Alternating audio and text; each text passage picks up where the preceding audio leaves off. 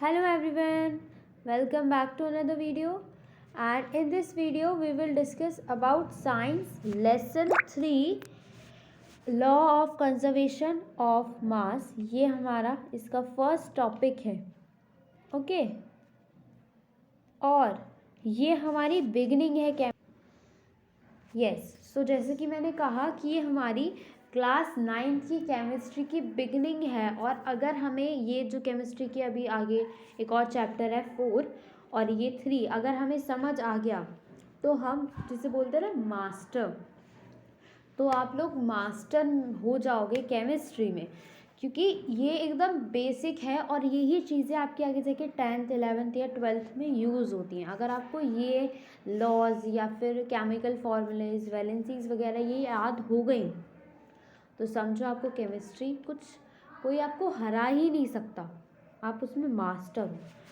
ठीक है, तो हमें इस चैप्टर की स्टार्टिंग में सबसे पहला है जो टॉपिक है वो है law of conservation of mass.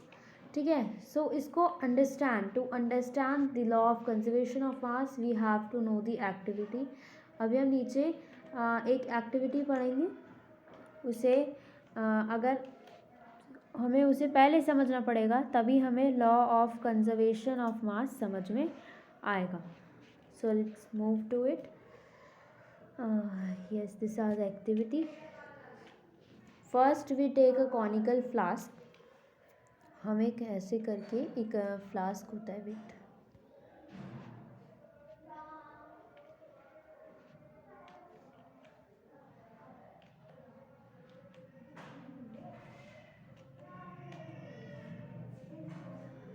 ठीक है, ऐसे करके एक फ्लास्क होता है.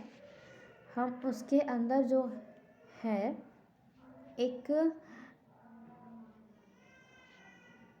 दोबारा बनाती हूँ मैं से. एंड यस, हम इसके अंदर सोडियम सल्फेट जो है, जैसे ये जो मैं कर रही हूँ डॉट डॉट, ये सोडियम सल्फेट के हैं. ठीक है, हम उसके अंदर डाल देते हैं. ठीक है, फिर हम एक इग्निशन ट्यूब लेते हैं, एक ऐसे करके ट्यूब लेते हैं और उसे धागे से बांध देते हैं. और उसके अंदर हम क्या डालते हैं, मैं कलर चेंज कर लेती हूँ, रेड कर लेते. चलो यस, उसके अंदर हम डाल देते हैं बेरियम क्लोराइड. अंदर डालते हैं, थोड़ा बाहर जा रहा है डॉट्स, तो ज़रा कर लेना जस्ट. ठीक है, ये हमने डाल दिए, मिक्स नहीं करें हैं अभी सिर्फ डाले हैं इग्निशन ट्यूब के अंदर. और हमने एक स्ट्रिंग से उसे कवर बांध दिया है. अब हम उसका कैप लगा देंगे, कॉर्क कर देंगे उसे. ओके, फिर अब वेट करते हैं हम उसका.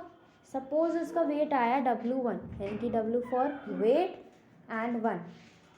ठीक है, फिर टिल द फ्लास्क, फिर हम फ्लास्क को टिल कर लेते हैं, यानी कि उसे जो फ्लास्क था अभी हमारा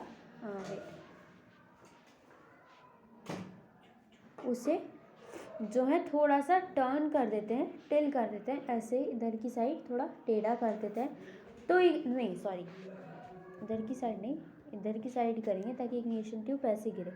तो इसे इधर की साइड थोड़ा टेढ़ा कर देते हैं और इग्निशन ट्यूब के अंदर जो कंटेंट थे वो सोडियम सल्फेट के अंदर मिक्स हो जाते हैं. ठीक है, और फिर अगेन हम उसका वेट करते हैं, तो उसका वेट आता है W2. ठीक है, सो यस, हमने ऑब्ज़र्व किया कि उसका वेट जो है पहले रिएक्ट, जब मतलब हमने स्टार्टिंग में वेट लिया था रिएक्ट होने से पहले, तो वो आया था W1. और रिएक्ट होने के बाद उसका जो वेट है वो आया W2. हमने ये ऑब्ज़र्व करा कि W1 equal to W2. It means कि in a chemical reaction the total mass of reactants is always equal to the total mass of product. ठीक है, यानी कि वेट अ मिनट, मैं पहले स्क्रीन जो है थोड़ी सी इसकी ब्राइटनेस कम कर दूँ. यस, अब ठीक है, तो हमने ये ऑब्ज़र्व करा था कि किसी भी केमिकल रिएक्शन में जो है उसके रिएक्ट होने से पहले का मास और रिएक्ट होने के बाद का मास हमेशा इक्वल होगा। यानी कि सपोज जैसे कि रिएक्टेंट्स हमारे यहाँ पे थे NaSO4 SO4 था और BaCl था, BaCl2, ठीक है। तो इन दोनों का मास रिएक्ट होने से पहले ये W1 था और जब ये दोनों आपस में मिक्स हो गए उसके बाद इनका मास W2 हो गया। इट मीन्स कि इनका बेशक ये रिएक्ट हुए, ये चेंज हो गया इनका फॉर्म, पर इनका मास चेंज नहीं हुआ, इक्वल रहा, ठीक है। The matter can not be created and destroyed in a chemical reaction. Exactly, यानी कि कोई भी मैटर ना तो डिस्ट्रॉय हो सकता है किसी भी केमिकल रिएक्शन में, ना ही हम उसे खुद से बना सकते हैं। और it doesn't obey in nuclear reaction, nuclear reaction के अंदर ये ओबे नहीं करता है, यानी कि न्यूक्लियर रिएक्शन के अंदर ये गलत साबित हो जाता है। ओके, अब बात करते हैं लॉ ऑफ कांस्टेंट प्रोपोर्शन। ये सेकेंड लॉ है इसके अंदर जिसका नाम है लॉ ऑफ कांस्टेंट प्रोपोर्शन, ठीक है। So in a compound the constituents are in a fixed ratio. Ratio का आपने नाम सुना होगा, मैथ्स में ऑलरेडी आपने सुना होगा। इसको हम ऐसे डिनोट करते हैं 1:3 या फिर 1:8 सपोज, ठीक है, ऐसे होता है। तो लॉ ऑफ कांस्टेंट प्रोपोर्शन हमारा क्या कहता है कि जो इसके अंदर जो कंपाउंड्स हैं वो हमेशा फिक्स्ड रेशो में रहते हैं, ठीक है। अब आगे बढ़ते हैं। तो इसके अंदर क्या होता है कि अगर इसमें कोई भी कंपाउंड है, अब कंपाउंड क्या होते हैं, वाटर, अमोनिया, दो एग्जांपल हैं यहाँ पे आपके सामने, वाटर और अमोनिया। तो वाटर के अंदर बेसिकली आप जैसी वाटर सुनते हो क्या क्या प्रेजेंट होता है, फॉर्मूला H2O होता है, ये सबको पता है, हम 6 से पढ़ते आ रहे हैं, H2O हम वाटर को बोलते हैं, ठीक है। तो इसमें जो है हाइड्रोजन 1, इनका रेशो क्या होता है, तो 1:8, यानी कि 8 ऑक्सीजन होती है आपकी और 1 हाइड्रोजन इसके अंदर प्रेजेंट होता है। पर ये अकॉर्डिंग टू मास है, यानी कि उसके वजन के अकॉर्डिंग, पर अगर बाय एटम करें इसका मास 2:1 होता है। ओके, ये भी बताएंगे डिफरेंस क्या होता है by atom and by mass में। अभी हम आगे चलते हैं। So in ammonia the nitrogen and hydrogen are present in 14:3, इनका रेशो होता है 14:3। 3 आपका हाइड्रोजन होता है, यस, तो आपका जो हाइड्रोजन है इसमें 3 होता है एंड नाइट्रोजन आपका 14 होता है। तो इसको हम ऐसे लिखते हैं 14:3। ओके, फिर ये अमोनिया के अंदर दो चीज़ें होती हैं, आई होप क्लियर हो। और इसका बाय एटम जो है वो 1:3 होता है। अब बात करते हैं पोस्टुलेट्स ऑफ डाल्टन। डाल्टन की एटॉमिक थ्योरी बड़ी फेमस है भाई, बहुत फेमस है डाल्टन की एटॉमिक थ्योरी। हाँ जी बिल्कुल, हाँ, हम हायर क्लासेस में भी पढ़ते हैं कि डाल्टन की एटॉमिक थ्योरी बहुत फेमस हुई थी, बट डाल्टन की ऑलमोस्ट आधे से ज़्यादा चीज़ें जो हैं रॉन्ग चली गई थी। अब बात करते हैं पोस्टुलेट्स ऑफ जॉन डाल्टन। हम लोग हायर क्लासेस में भी बहुत सुनते हैं डाल्टन्स एटॉमिक थ्योरी, बिकॉज ये फर्स्ट एटॉमिक थ्योरी थी जिन्होंने दी थी, that is John. First atomic theory किसने दी थी, अगर आपके पेपर में आया तो you have to written John Dalton या फिर सिर्फ डाल्टन। ओके, तो इनका फर्स्ट पोस्टुलेट यानी कि इन्होंने फर्स्ट चीज़ जो कही थी वो ये थी, all substance are made up of tiny particles called atom. यानी कि जो सब्सटेंस को हर कोई सब्सटेंस छोटे पार्टिकल से मिलकर बना होता है। Yes, so postulates of John Dalton. तो फर्स्ट पोस्टुलेट जो जॉन डाल्टन का था वो ये था कि जितने भी सब्सटेंस हैं जो छोटे छोटे पार्टिकल से मिलकर बने हैं हम उन्हें एटम कहते हैं। ये बिल्कुल सही था पोस्टुलेट, हम लोग फ्यूचर में भी गलत नहीं होता, क्योंकि आपने फर्स्ट चैप्टर पढ़ा था मैटर इन आवर सराउंडिंग्स। तो वो जो चैप्टर था उसमें आपने पढ़ा था कि all substance that occupies things and space and made up of very teeny particles are called matter. But matter से भी छोटा होता है। सपोज सबसे बेस्ट एग्जाम्पल आपकी ब्रिक होती है। इसमें my one of the best example is that एक ब्रिक है। देखो मैं इसे ना थोड़ा यस हैमर किया हमने इसे 2 पीसेस में, उन 2 पीसेस से ये और छोटे छोटे पीसेस में, सपोज 4 पीस हो गए, फिर उन 4 पीस से ये और छोटे छोटे हो गए, ठीक है। फिर फाइनली ये एक ऐसे बन जाते, चूरा बन जाता है इनका, ऐसे छोटे छोटे स्पॉट्स, मतलब जिन्हें बोलते हैं ना डस्ट पार्टिकल्स बन जाते हैं ऐसे। तो इसको कहते हैं atom in the language of science. Okay, अब आगे चलते हैं। फिर atoms are indivisible particle, this gone to be wrong in the future but still we have to learn it in this chapter. That is कि atoms जो हैं indivisible particles हैं। ये 3rd चैप्टर के अकॉर्डिंग बिल्कुल करेक्ट है, but जब other scientist ने रिसर्च करी या और साइंस में इंक्रीमेंट्स हुए तो ये रॉन्ग प्रूफ हुआ। ओके, तो इंडिविजुअल पार्टिकल है, हम उसे डिवाइड नहीं कर सकते। Atoms can not be created और destroyed in a chemical reaction, that is absolutely correct.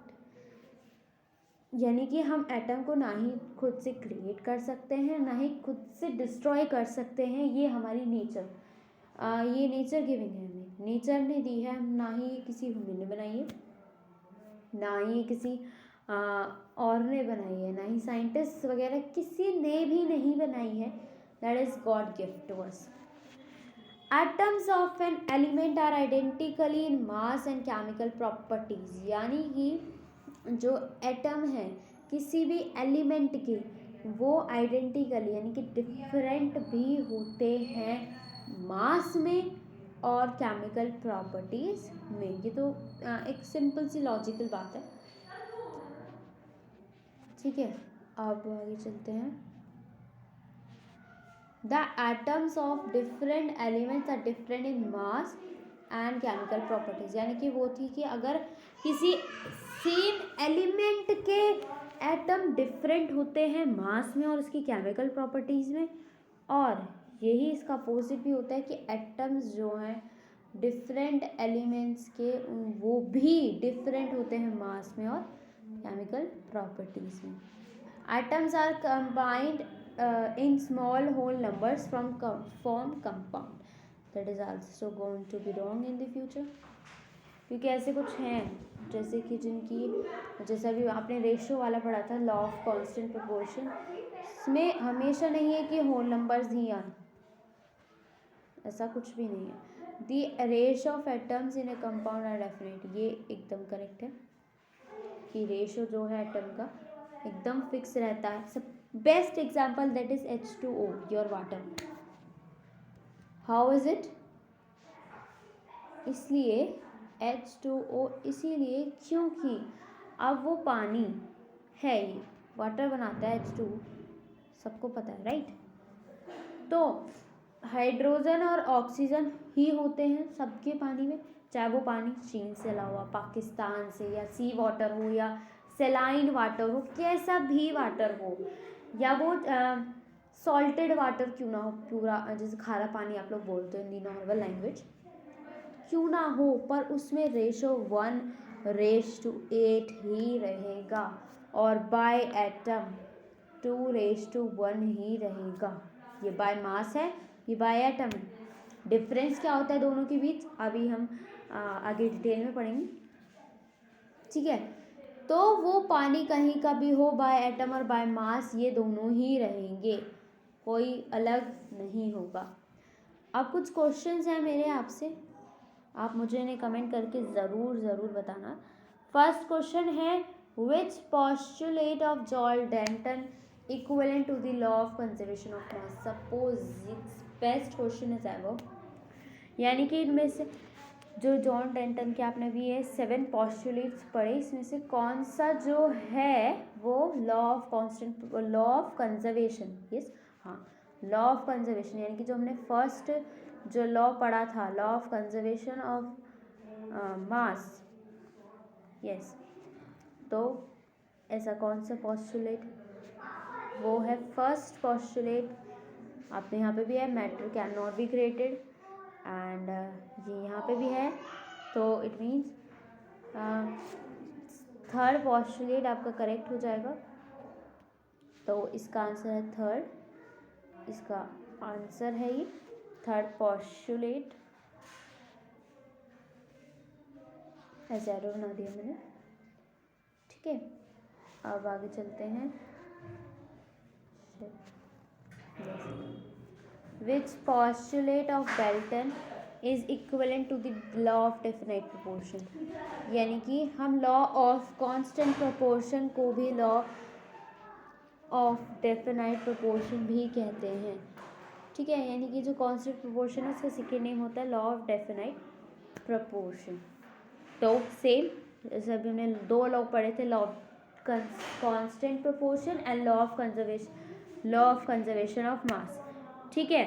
तो हमने उसका तो बता दिया, अब लॉ ऑफ डेफिनाइट प्रोपोर्शन का जो कौन सा डाल्टन का पोस्टुलेट उसकी इक्वल है, तो वो है आपका आई थिंक पोस्ट नंबर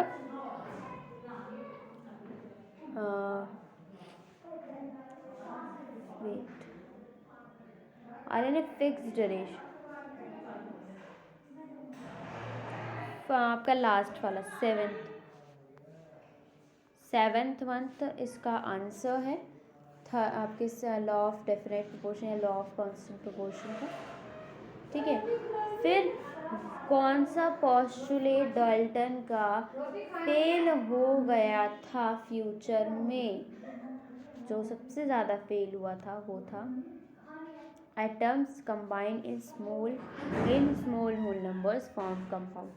ये कुछ ज़्यादा मतलब रॉन्ग था उनका, ठीक है, बिकॉज ये बहुत इजी था, तब भी उन्होंने रॉन्ग कर दिया, दैट्स वाई। अब एटम पढ़ते हैं फाइनली कि एटम होता क्या है। तो smallest particle of every substance is called atom, यानी कि किसी भी सब्सटेंस के छोटे छोटे पार्टिकल को या छोटे छोटे सब्सटेंस को हम एटम कहते हैं। इसको हम नैनोमीटर शॉर्ट फॉर्म NM से डिनोट करते हैं, N और M, ठीक है, उससे हम इन्हें डिनोट करते हैं। मास के बारे में पढ़ेंगे हम, मास को AMU से डिनोट। सो सॉरी गाइस, मुझे बीच बीच में थोड़ा कट करना पड़ रहा है बिकॉज कुछ प्रॉब्लम की वजह से, एंड मैंने आप लोगों के कमेंट रीड करे थे, तो I think someone name is he is a boy and उनका नाम था शायद Arun Kumar. So he say hi to me, so hi Arun and how are you, and by the way I know 6 month से कोई video नहीं आई है मेरे चैनल पे, कोई अपडेट भी नहीं थी आप लोगों के पास। So I am really sorry about that कि आगे से ऐसा बिल्कुल भी नहीं होगा कि मतलब मैं बिगर अपडेट करे आपको यूट्यूब चैनल पे मैंने कोई वीडियो नहीं डाली थी। अबाउट 6 मंथ्स हो चुके हैं अप्रॉक्स, आई एम आस्किंग, मेरी लास्ट वीडियो 6 मंथ्स पहले जो डाली थी वो थी। So I'm really sorry about you guys and thank you for supporting me कि मोस्टली क्या होता है कि अगर वीडियोस आनी बंद हो जाती है तो चैनल के सब्सक्राइबर्स कम होने लग जाते हैं, बट ऐसा बिल्कुल भी नहीं हुआ। Thank you so much that thank you for all my subscribers and who subscribed my channel. Thank you to being my hope and stand by on my channel. And also who is someone is new in my channel, so please like, share and subscribe my channel also if you like it. So yes, back to our topic. तो हम topic पढ़ रहे थे मास, कि मास क्या होता है। हम इसको AMU या फिर सिंपल यू फॉर यूनिफाइड मास से डिनोट कर सकते हैं। तो मास क्या होता है, ये थोड़ा इसकी जो मतलब थोड़ा आपको समझ नहीं आएगा, आई नो, एक बार में तो बिल्कुल भी नहीं आएगा, तो मैं आपको 2-3 बार समझाऊंगी। अगर आपको तब भी समझ ना आए, so if you can tell me in the comment box, okay. So the mass of 1/12 of one atom of carbon 12 is called 1 AMU। ये इंग्लिश में बहुत सिंपल है, बट अगर मैं आपको समझाऊं तो थोड़ा प्रॉब्लम होगी। यानी कि टोटल 118 एलिमेंट्स है हमारी अर्थ पे अब तक जो फाउंड हुए हैं, उसमें से एक है कार्बन 12।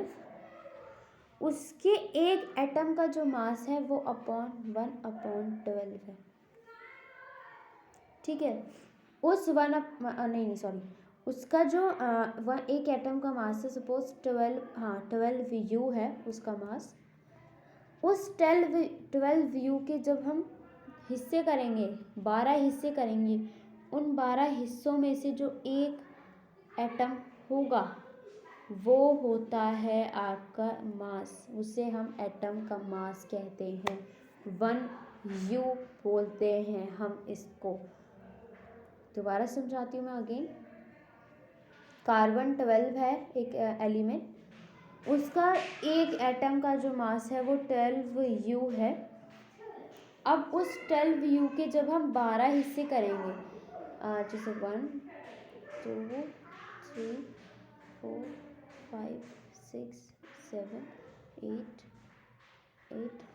9 10 11 12, ठीक है। तो इनमें से जो ये वाला एटम है इसे बोलते हैं हम 1 यू। आई होप अब क्लियर हुआ हो। इसे बोलते हैं हम 1 मास, यानी कि 1 AMU। यानी कि किसी भी नहीं, डेफिनाइट हमें दे रखा है कार्बन 12 के 1/12 एटम, यानी कि जो मास है of 1/12 of 1 atom of carbon 12 is called AMU। यानी कि कार्बन 12 के 12वें हिस्से का जो मास होता है, 12वें हिस्से के एक एटम का जो मास होता है उसे 1 यू कहते हैं या 1 AMU कहते हैं। आई होप अब क्लियर हुआ होगा आपको। अगर नहीं हुआ है तो आप मुझे कमेंट में ज़रूर लिख के भेजें, तो मैं इसकी एक सेपरेट अलग से सिर्फ मास की 15 से 20 मिनट की वीडियो अपलोड कर दूँगी। सो यस, अब बात करते हैं मॉलिक्यूल की।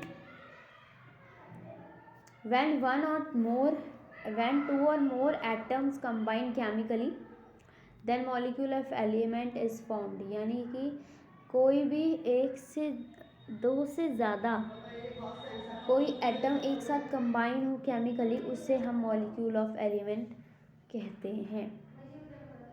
जैसे कि सपोज ये 1 2 3 तीनों एटम आपस में कंबाइन हो गए केमिकली, तीनों ने रिएक्ट किया। जैसे कि बेस्ट एग्जांपल आपका कॉमन सोल्ट, हम उसे NaCl बोलते हैं।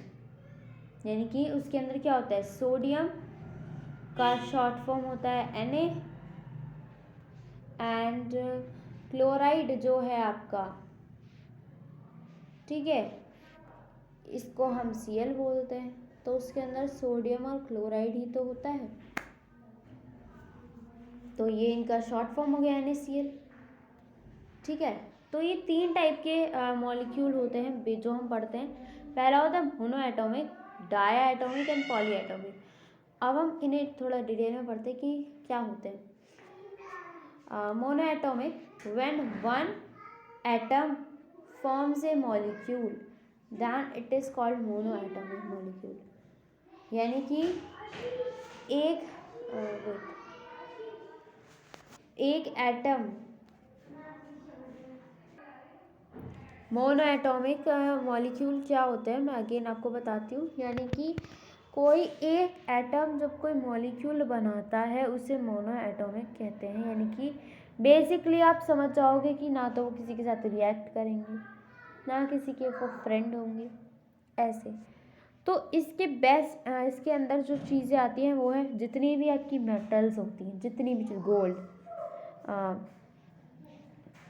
AU गोल्ड को बोलते हैं, AG सिल्वर को बोलते हैं, एंड आपका आयरन Fe, ये सब मेटल जो है ये मोनो एटॉमिक मॉलिक्यूल होते हैं।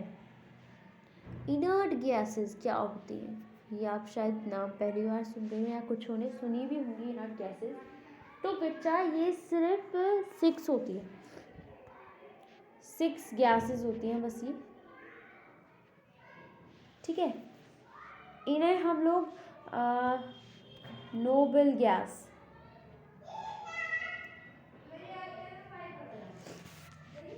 Non reactive gas,